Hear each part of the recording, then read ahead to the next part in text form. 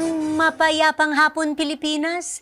Ito po ang inyong balerina ng bayan, si Macuja Elizalde, na bumabati sa lahat ng nakikinig sa DZRH Radio at sa mga nanonood sa DZRH TV, lalo na sa ating mga kasamahang alagad ng sining at kultura sa buong bansa. Design aesthetics play a vital role in theater and events. Kaya nitong baguhin ang isang simpleng espasyo at gawing isang kamanghamanghang mundo na humahaplos sa imahinasyon ng bawat manonood. Mula sa magagarang produksyon hanggang sa mga simpleng pagtatanghal, ang maayos na disenyo ay nagiiwan ng pangmatagalang alaala, isang karanasan na pwedeng balik-balikan kahit matagal nang tapos ang palabas. Pero hindi lang ito limitado sa entablado. Tasteful design finds its way into our daily lives, from the spaces we inhabit to the clothes that we wear and the objects we use. Ang mahusay na disenyo ay nagdadala ng kulay at kabuluhan sa ating mundo. Sa malaki man o maliit na detalye, ang magandang disenyo ay nagdudulot ng saya, inspirasyon at mas malalim na pagpapahalaga sa kagandahang nakapaligid sa atin. Sa hapong ito, samahan ninyo kami sa kalahating oras ng masayang kwentuhan at sabay nating kilalanin ang tanyag na production designer, arts educator, and cultural advocate na si Ricardo, Cruz. Magbabalik ang Art to Art pagkatapos ng ilang paalala. Programang hatid ay sining at kulturang para sa lahat. Magbabalik ang Art to Art. Tinesting, sinuri, siniyasan. Ang resulta? Super effective ang Shield sa pagpatay ng bakterya at virus. Shield Antibacterial Soap. Believe ang mga eksperto sa Philippine Nurses Association. At si Mami. Tiwala ako sa Shield. Shield Antibacterial Soap. Napatunayang mabisa. Ang mga nurse, tiwala. ACS. Hello, Washi! Laundry day na naman! Yay! Anong meron? Mancha ng chocolate, putik, may libag pa. Kaya natin yan!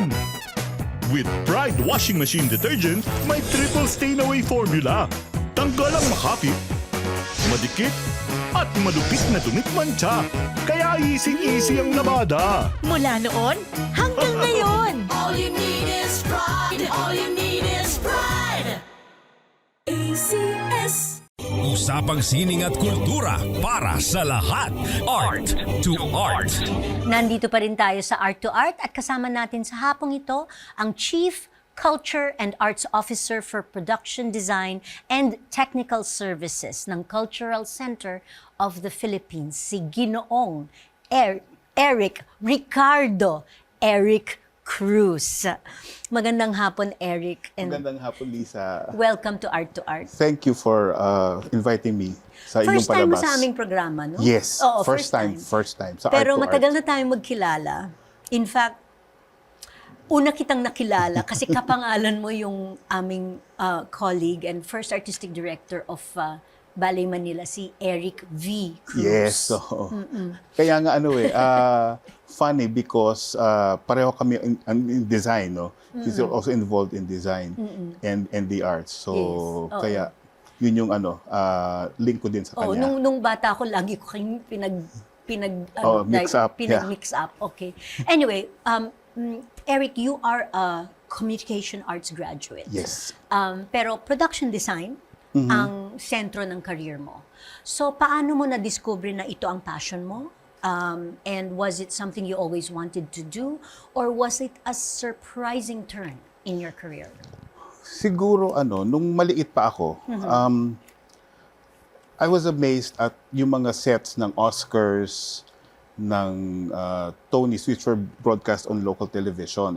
So parang manghang-mangha ako kung paano nangyayari yung pagpapalit ng mga eksena, ng mga sets. So sabi ko, gusto ko maging designer, yung nagdi-design ng ganong klase mga scenes sa entablado. So, nung nalaman ko na pinakamalapit nun sa pagdi-design, pagiging arkitekto, sabi ko, yun sana. Kaya lang mahina ako sa math. So sabi ko, wag na lang. And then came college, sabi ko, dahil mahilig din ako na umarte and papasok sana ako sa theater arts course. Kaya lang hindi ako nakapasok. So the next nearest na course is communications. Okay. Nagkataon si Mr. Salvador Bernal, who is now national artist, Yes.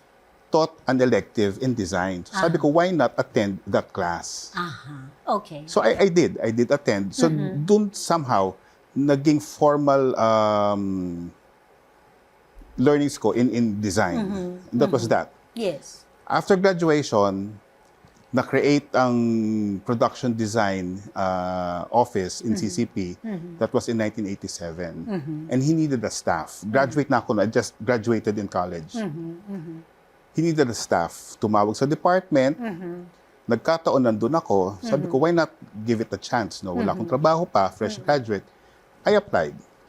And that was in September 1987. And then, the rest is history. So yun yung naging involvement ko in actual design. No? Yes. Yung hilig ko since I was a kid hanggang sa nakapasok na ako sa CCP. And since then, yun, naging mentor ko si Badong Yes. sa design. And so would you consider Salvador national artist for theater design, Salvador Bernal, as your mentor? Yes, he is. He is, He's no? my teacher, he's my mentor. Siya talaga nag-udyok sa akin. Kaya lang, somehow, iba sa natin, he was disappointed in me kasi I did not pursue master's degree in design. So, I don't know if you know Gino Gonzalez. Siya yung nag-pursue ng master's abroad. Ako, I just stayed and managed the office. I see. Yung production design Okay. office. Alright. So, yun yung naging ko na parang calling ko na lang na kung ano yung, because Badong really created the production design office in CCP.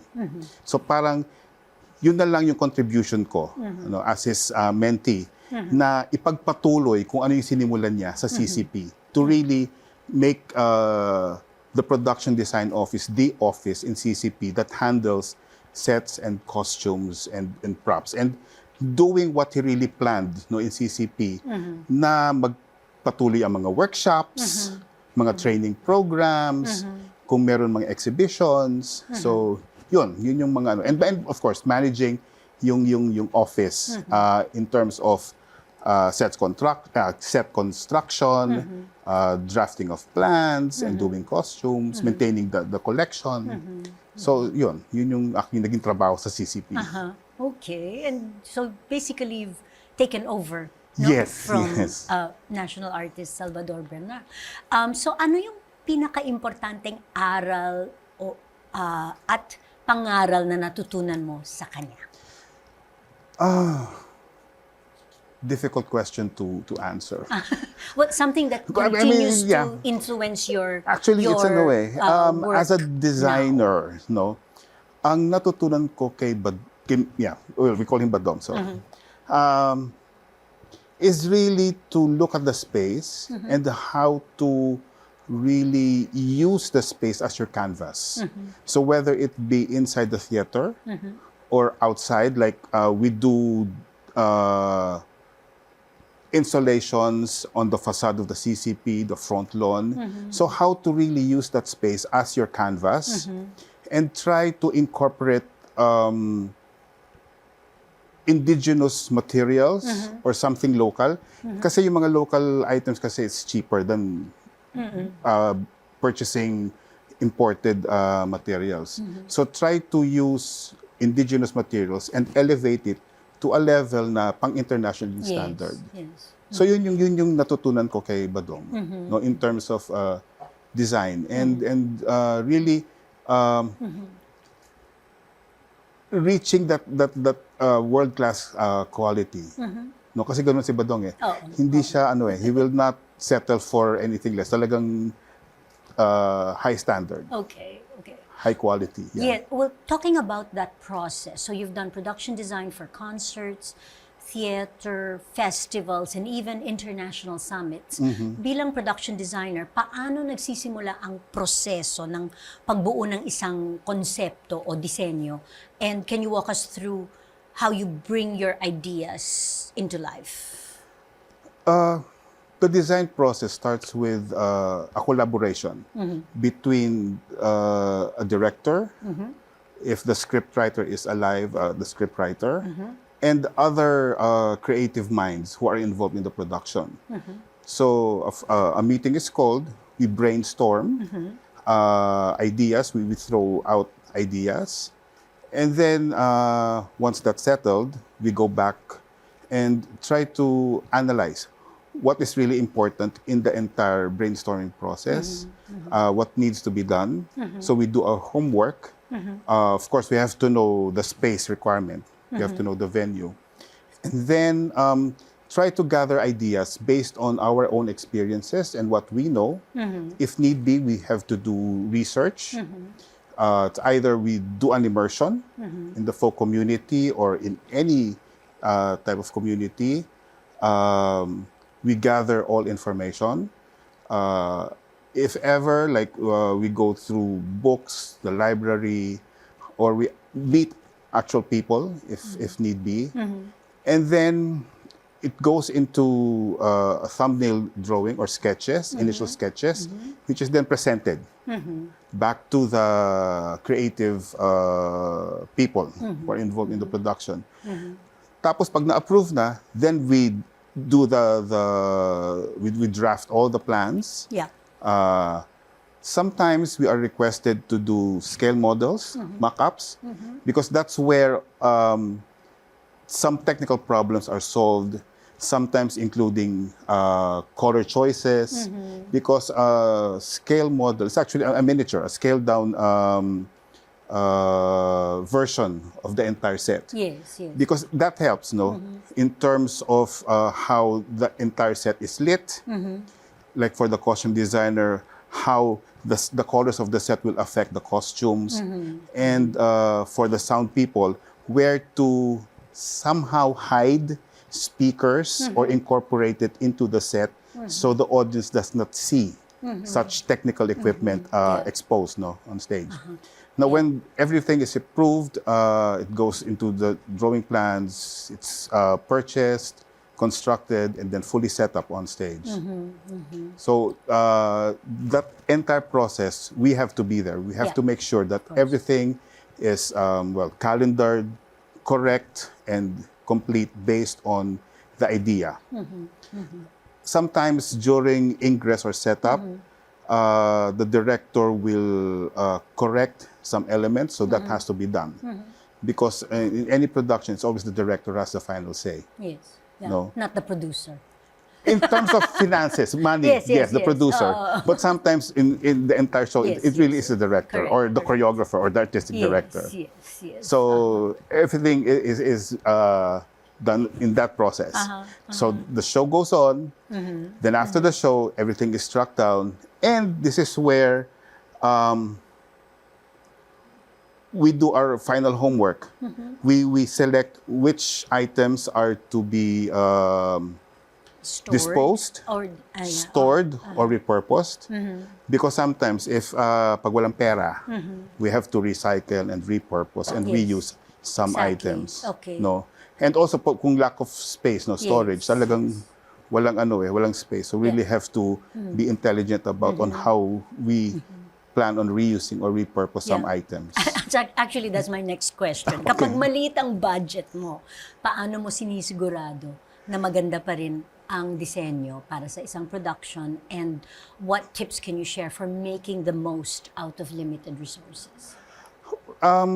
For hard pieces, like for platforms, it's easier if if a designer keep it to a 4x8, 4 feet by 8 feet, because that's the size of a plywood. So it becomes modular, so 4x8s. So that can be reused. Yes. For stairs, it's easier if it's like on the square instead of a curve, because a curved stair is difficult to store. So it's easier if it's always a square or a rectangle. In terms of soft pieces like fabric or curtains, that's more manageable because it can be folded up and stored easily, unlike yung mga hard pieces. No. True. Then inventory. No. It's better if let's say if it's good if you are the designer for the next production. Then you are able to source from your own stock. Difficult if you are not. Then what happens is, if a design comes in, analyze which can be reused from stock and which can be purchased. So that's how you save. That's true. No, that's how you save. Or like knowing that a company does not have a lot of money. So talagang using soft pieces because it's easier to reuse and store.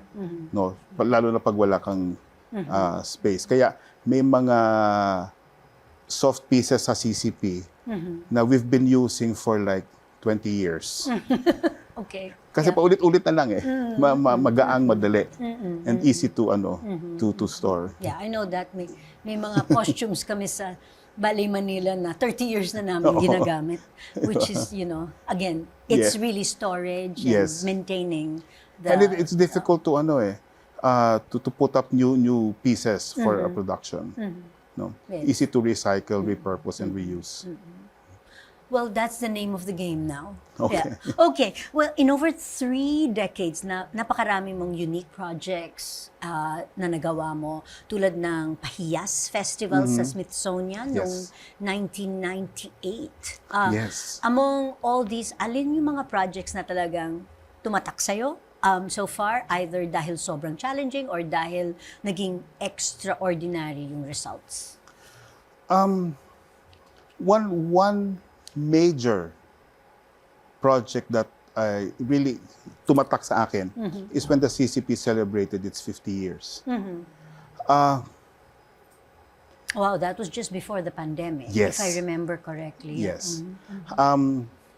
We employed a designer, an artist, to create a lantern, huge lantern, which will be attached on the travertine of the CCP. Not only that, this artist created a huge sundial-like Maranao-inspired structure on the front lawn to go with the element which is on the facade. And then it employed around 150 dancers, the front lawn. Yes. And it was really to celebrate the CCP's 50th year. So yun yung isang tumatak sa akin. Kasi talagang huge lantern, all the electronics to make that lantern work, celebrating CCP's 50 years. So that's one. And yung mga iba like during the Simbang Gabi, somehow I managed to design an altar that looked like a monstrance with the Holy Family inside. And tumatatak sa akin yun kasi I think it's very unique when we do Simbang Gabi because it's very simple yet stunning and elegant. No, nagbumukha siyang totoong gold pero actually it's just styrofoam and rubber matting. So using cheap materials pero elevating it to a higher standard. So parang totoong gilded yung yung part ng set. Yes.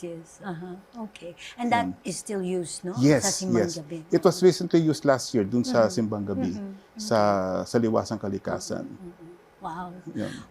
Marami pa po tayong pag-uusapan kasama ang tanyag na production designer na si Ricardo Eric Cruz. Dito pa rin sa Art to Art. Magbabalik po kami pagkatapos ng ilang paalala.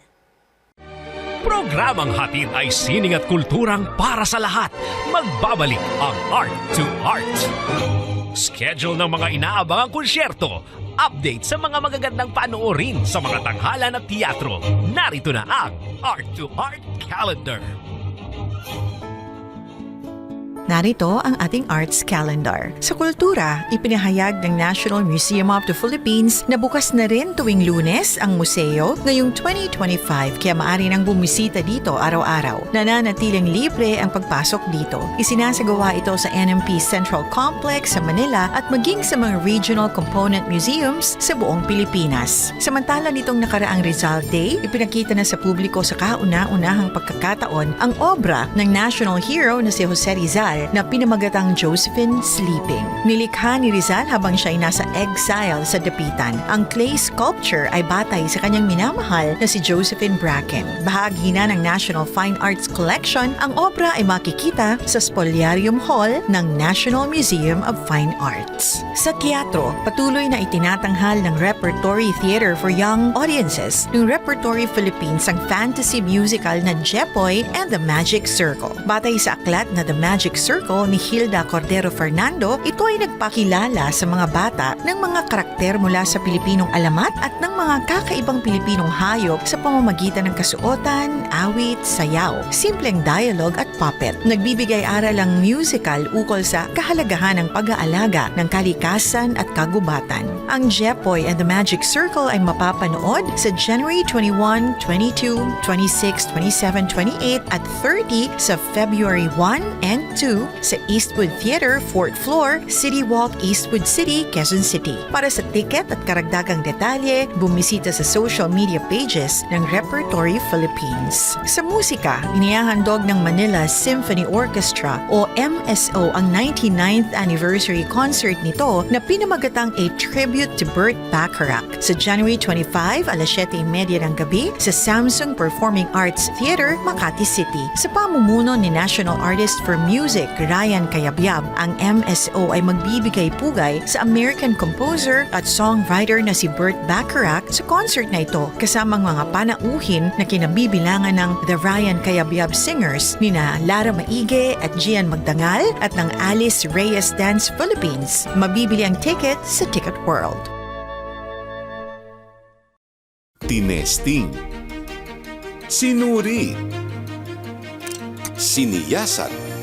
Ang resulta? Super effective ang Shield sa pagpatay ng bakterya at virus. Shield Antibacterial Soap. Believe ang mga eksperto sa Philippine Nurses Association. At si Mami. Tiwala ako sa Shield. Shield Antibacterial Soap. Napatunayang mabisa. Ang mga nurse, tiwala. DZS. Hello, Washi! Laundry day na naman! Yay! Anong meron? Mancha ng chocolate, putik, may libag pa! Kaya natin yan! With Pride Washing Machine Detergent, may triple stain-away formula. Tanggal ang makapit, madikit, at malupit na dumit mancha. Kaya easy-easy ang labada. Mula noon hanggang ngayon! All you need is pride. All you need is pride. DZS. Usapang sining at kultura para sa lahat. Art to Art. Andito pa rin tayo sa Art to Art at kasama pa rin natin ang premiadong production designer na si Ricardo, Eric Cruz. Okay, Eric, you've conducted workshops for ASEAN and other groups on design and technical theater. Ano ang nakikita mong pinakakailangan ng mga aspiring Filipino designers ngayon to thrive in this field? I think aspiring designers should really go into our roots, know what is endemic in our culture, do the research on local culture, local folk crafts, because we have a very diverse culture. Some designers always, it's not, hindi man masama, no, na you get your inspiration from designers abroad. But it's always nice if you go back to your roots. Yes. Learn yung mga ginagawa ng ating mga cultural communities. Kasi nandun ang local culture natin, nandun ang folk crafts na hindi masyado lumalabas. And being able to be grounded on our local culture, that will really make the Philippines known not only in Southeast Asia, but elsewhere in the world. Kasi may That's true. distinct culture tayo na iba sa ating ASEAN neighbors. So that, I think, should nabigyan ng focus no, ng mga aspiring designers to really learn your culture and learn from the vast treasure that we really have. Kasi palagi nakakalimutan. Yes. No? Hindi na i-incorporate yung mga elements from the north, tapos from the south, sa ating design elements. No, it's always nice to go back to our roots, know our culture, kasi yun yung ating national identity, yun ang ating culture, yun ang ating tradition. And that helps Yes. no, in creating what the Filipino is. Yes. I can already tell that you're quite passionate about Philippine folk culture, and you've been curated exhibits like Vamos a Belen and worked with groups like the Ramon Ubusan Folkloric Dancers.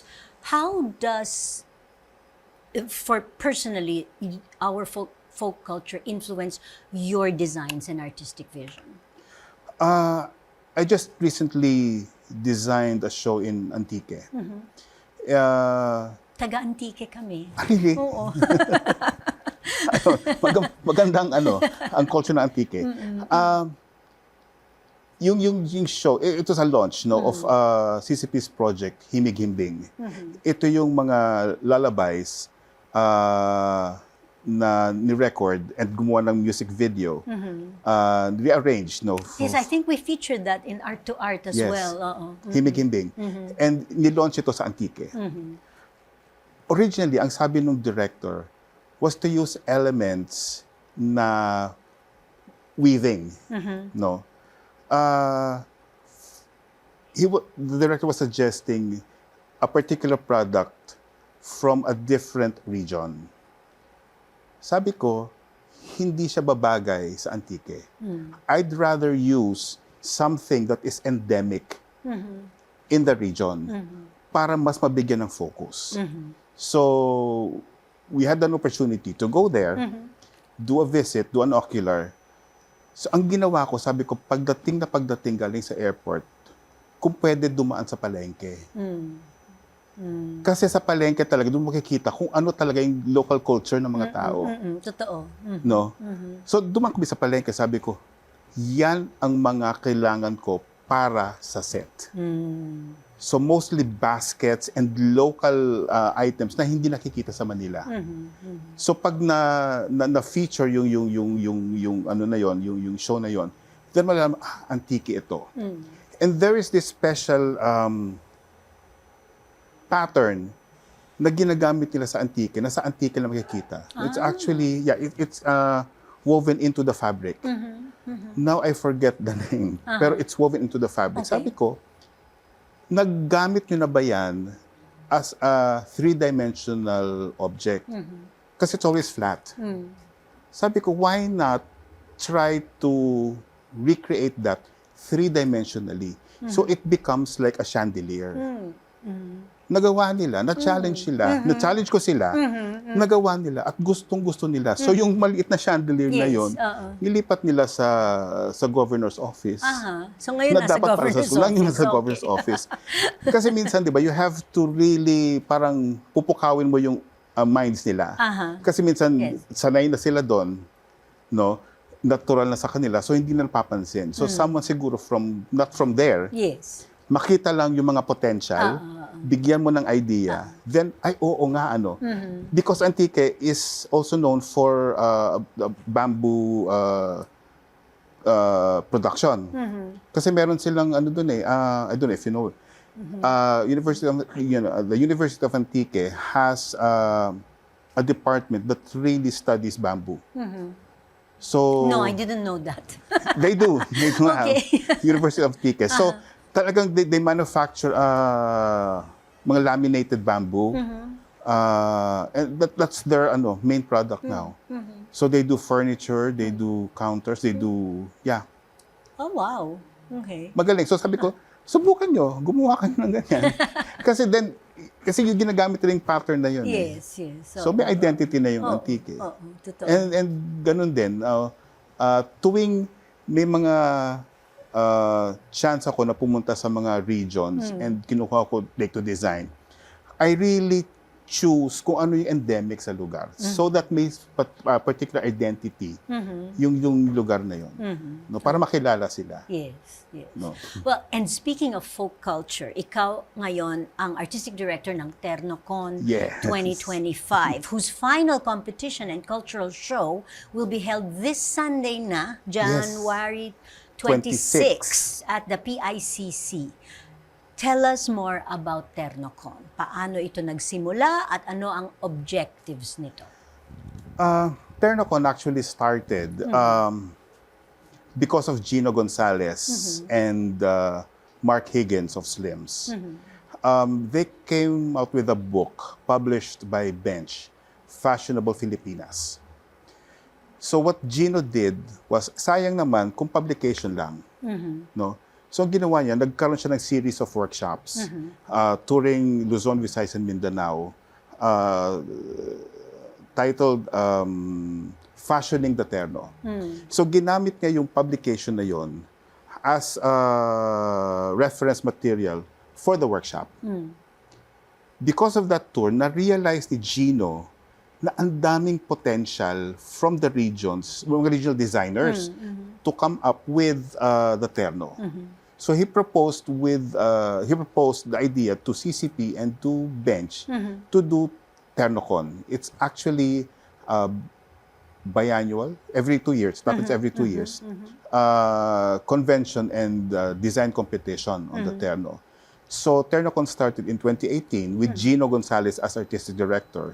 So 2018, 2020, 2023, nagkaroon ng konting gap because of the pandemic. And this is the 4th edition. So sabi ni Gino, after the 3rd edition, sabi niya, Eric, ikaw na yan.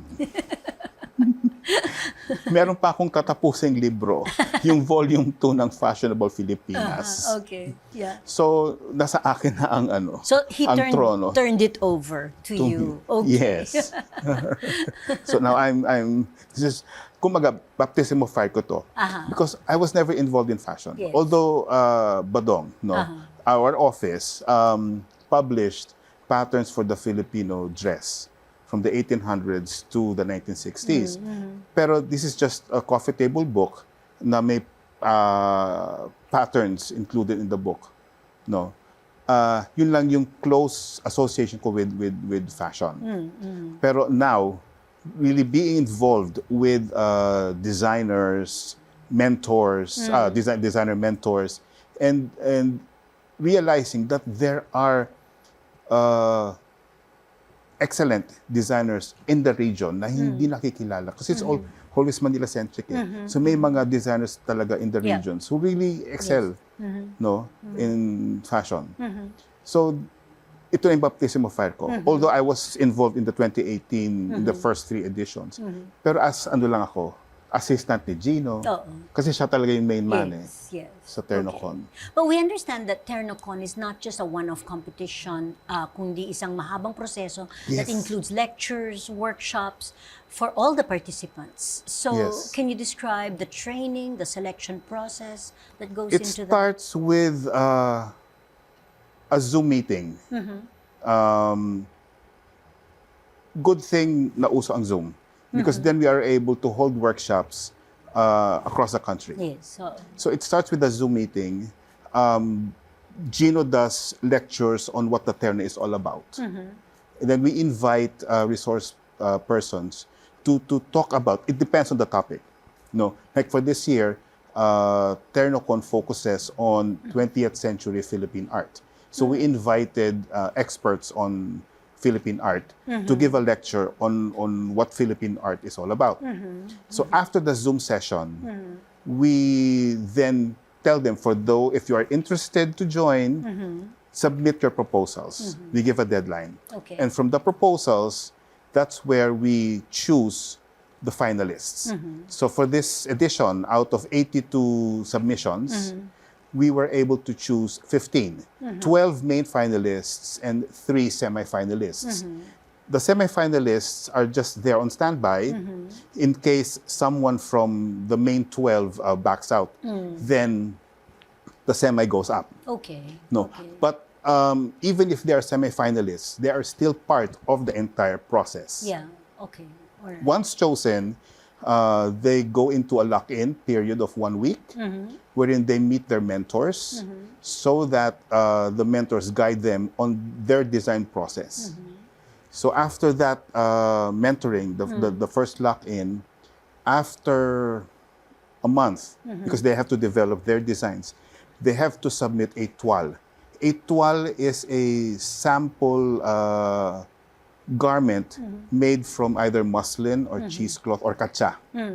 No, so at least we, the mentors or us, see how they intend to do their garment. Once approved, they have to develop it using the actual fabric and embellishments if need be, which will then be submitted 2.5 months after. Then there will be another lock-in, a second lock-in. Hopefully, their garments are 90% complete. Not actually finished, but complete. So all elements should be already there. No. Once submitted, then they are given another month to finally finish their garments. So that happened in December. And now, 1 week to Finals go. na. Yes, 1 week to go. Some of the designers are doing their finishing touches. I see. Because fittings happen, so they have to make adjustments, styling has to happen. So actually yesterday, there were final fittings with the mentors I see. and final stylings. So this week, the designers from the regions will be arriving in Manila for final fitting with their respective models. And are these designers given a budget to work with? They're given a grant. A grant, Very okay. minimal grant. To start off. Now, if they need additional funding, they can ask assistance from us, from CCP or from Bench, for sponsorship, for endorsement with their local government units or with their whoever they feel should they approach. Can help. No? Yeah, they can approach. Okay. They can approach for additional funding because it's very minimal. The grant is very minimal. Okay. So I understand participating designers of Ternocon are expected to create a 3-piece collection. Yes. Consisting of a formal terno, a formal balintawak, and a formal kimona. All right. So can you describe these different outfits for us? I know what the formal terno is, but what is a formal balintawak? Okay. And kimona is the yung walang mataas na sleeves, Yes, no? yes, Yung, yes. okay. Okay. The terno is actually 1920s, 30s garment with a panuelo. The panuelo is a stiffened sort of like a kerchief. Okay. So we want to bring that back for this edition. So it's actually a terno with the panuelo. So that the terno sleeve is actually very distinctly Filipino. According to Inosoto, who is chief mentor, if you put a Western garment on a female model or a female person, without the stiffened sleeve, it will always be a Western garment. But with that sleeve, the stiffened sleeve, it becomes distinctly Filipino. It's an iconic sleeve that only the Philippines has. So that is what we want to bring back, and we want to really endorse and really promote, to bring back that sleeve. Okay. So that's the terno with the panuelo. The balintawak is actually a country version of the terno. If you are familiar with the song Tayo Na sa Antipolo, okay, Botong Francisco created the painting wherein the lady was on a hammock being brought to Antipolo. Because Antipolo is actually the summer, somehow, capital, so that's where they go for pilgrimage, etc. So women, back then, would don the terno, and instead of using a panuelo, it's an alampay. And then use the tapis. It's actually parang a rectangular piece of fabric that's placed over the skirt. So sometimes the tapis can be used for any purpose no, during the trip. So that's a balintawak.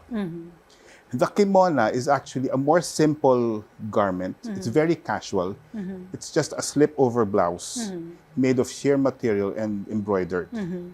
To create a formal look, we still need to have the alampay, which is actually a rectangular piece of cloth folded, and it's placed over the shoulder.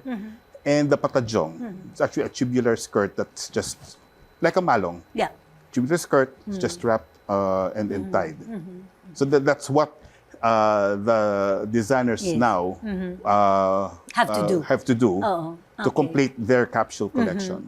So a formal terno with panuelo, a balintawak, complete with the alampay and tapis, and the kimona with the alampay and a patajong. And all of these are going to be judged. Yes. Yes. Okay. Per designer. Per designer. It has to be a complete capsule collection. I see.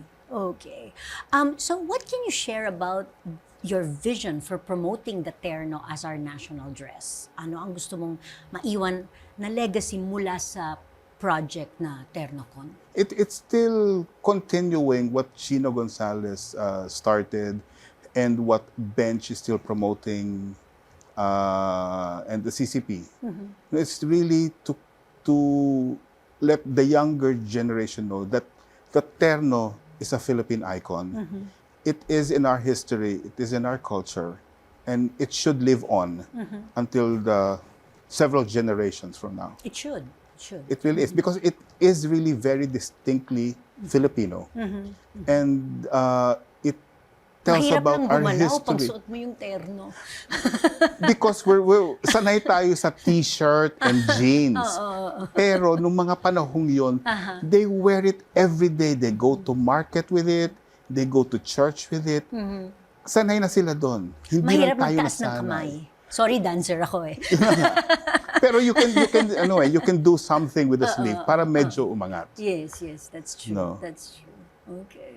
Well, maraming salamat sa pagdalaw mo dito. Thank you. Thank you for Eric, inviting and of me, course, Lisa. best of luck Thank you to so your much. entire team in staging the final competition of TernoCon this coming Saturday. Is it open to the public? It's Sunday. Oh, sorry. This Sunday. coming Sunday. Sunday. Yeah, January January 26th.